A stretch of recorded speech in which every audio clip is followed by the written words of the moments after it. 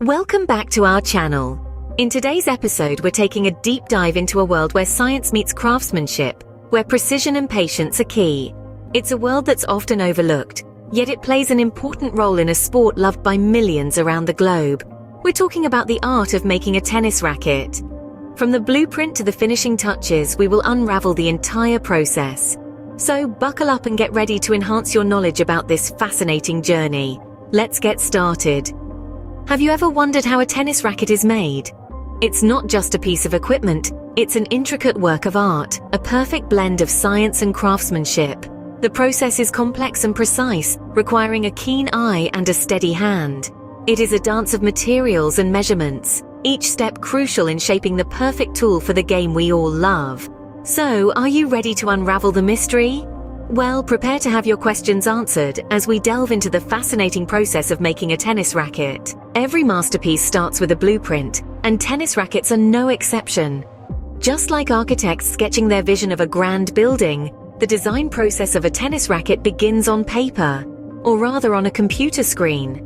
The digital age has truly revolutionized the tennis world, with computer-aided design software taking the lead in modern racket manufacturing.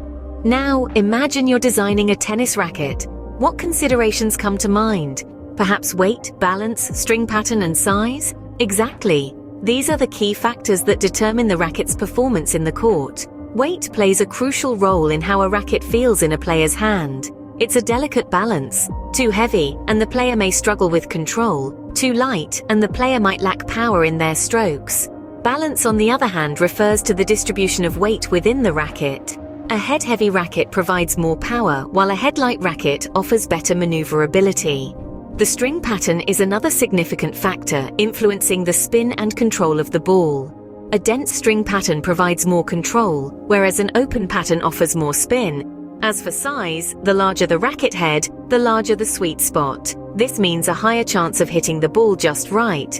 And there you have it, the blueprint of a tennis racket. But remember, the blueprint is just the beginning. Next comes the material selection. Choosing the right material is crucial in the making of a tennis racket. The materials selected for the frame of the racket can drastically alter its weight, balance, and swing speed, all of which directly impact your performance on the court. Now, let's delve into the three most commonly used materials in the construction of a tennis racket: graphite, titanium, and Kevlar. Starting with graphite. It's a favorite among racket manufacturers for a few reasons. Firstly, graphite is lightweight, which gives you that much-needed maneuverability during a fast-paced match. Secondly, it's incredibly strong. This means that a graphite racket will not only survive those occasional ground slams, but will also last you a good number of seasons. And thirdly, graphite has a certain flexibility that provides a comfortable feel and dampens vibrations upon ball impact. Next, we have titanium. Now, titanium is a bit heavier than graphite, but don't let that put you off.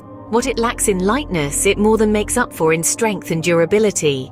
Titanium rackets are known for their stability and power, making them the go-to choice for players who like to hit hard and fast. And last, but certainly not least, we have Kevlar. Kevlar is most commonly known for its use in bulletproof vests, so you can imagine how tough it is. When used in a tennis racket, Kevlar adds a significant amount of stiffness to the frame, which results in increased power and control. However, because of its rigidity, Kevlar can lead to a harsher feel and more vibration on impact, which some players might find less comfortable. So, there you have it. Graphite for a lightweight, flexible feel, titanium for strength and power, Kevlar for unmatched stiffness and control. Each material has its own unique properties that can enhance your game in different ways. Choose wisely, and you'll be one step closer to finding your perfect racket. With the right materials in hand, it's time to start shaping the racket. Shaping the racket is where the real magic starts to happen. Now that we've selected our materials, it's time to get into the thick of things. The shaping and molding process is a combination of heat, pressure, and a touch of finesse. Imagine you're a sculptor, but instead of clay, you're working with high-tech materials, and instead of a chisel, you're using a mold. The mold is a critical part of the process. It's like a blueprint in 3D. It's designed to reflect the exact shape and dimensions of the racket frame we want to create. Now let's dive into the process. The first step is to lay the selected materials into the mold. This is done in layers to ensure strength and durability. It's a bit like making a lasagna, but instead of pasta and cheese, we're using carbon fiber and epoxy resin. Once our layers are in place, it's time to heat things up. The mold is placed into a special oven that heats it to the perfect temperature, causing the resin to melt and bind the materials together. This is where the pressure comes in.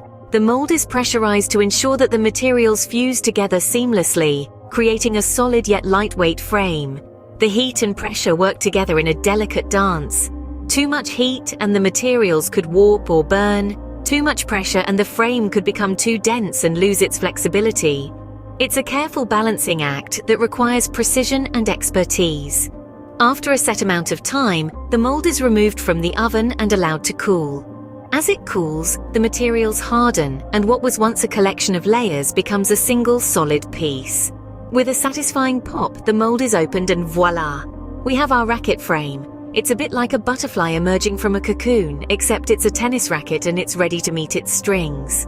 Once the racket has taken shape, it's time for it to be strung. The magic of shaping and molding is complete, and we're one step closer to having a complete tennis racket. A tennis racket without strings is like a guitar without strings, pretty useless, right?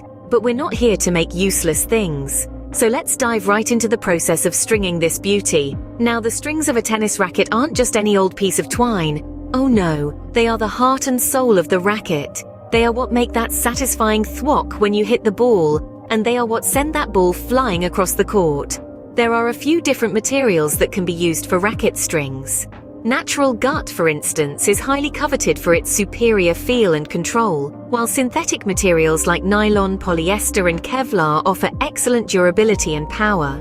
The choice of string material will largely depend on the player's style and preference. Once the string material is chosen, it's time to get down to the nitty-gritty of stringing. The strings are threaded through the racket's head in a precise pattern, with each string carefully tensioned to provide the optimum balance of power and control.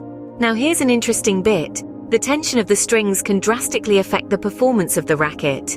A higher string tension offers more control but requires more effort to hit the ball hard. On the other hand, a lower tension provides more power but less control. It's a delicate balancing act, and the perfect tension can vary from player to player. But wait, we're not done yet. The strings are then secured with knots to ensure they stay in place, and any excess string is carefully trimmed away. And voila! Our racket is now strung and ready to make some amazing shots.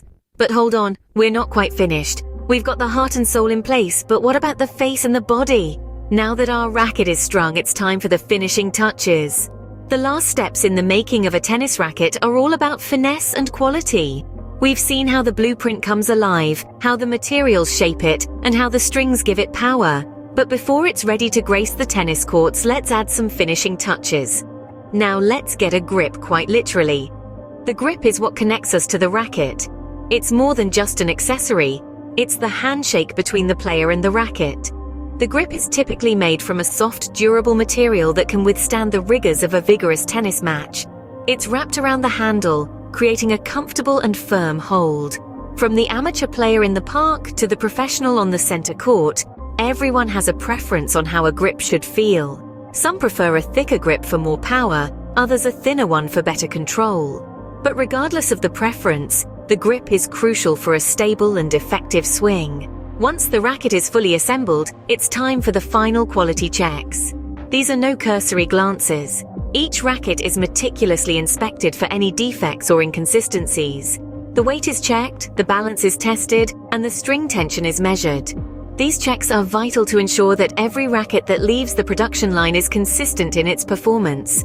The racket is then packaged with care, ready for its journey to the hands of a tennis enthusiast. But before it goes, it's marked with its specifications.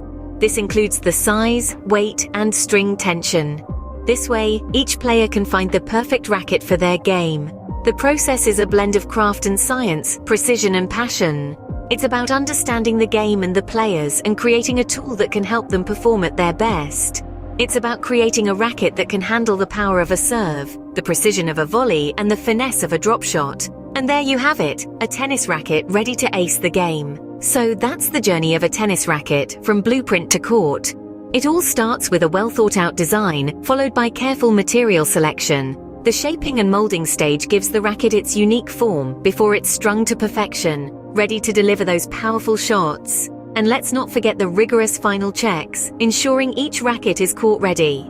Next time you pick up a tennis racket, perhaps you'll appreciate the craftsmanship that goes into each swing.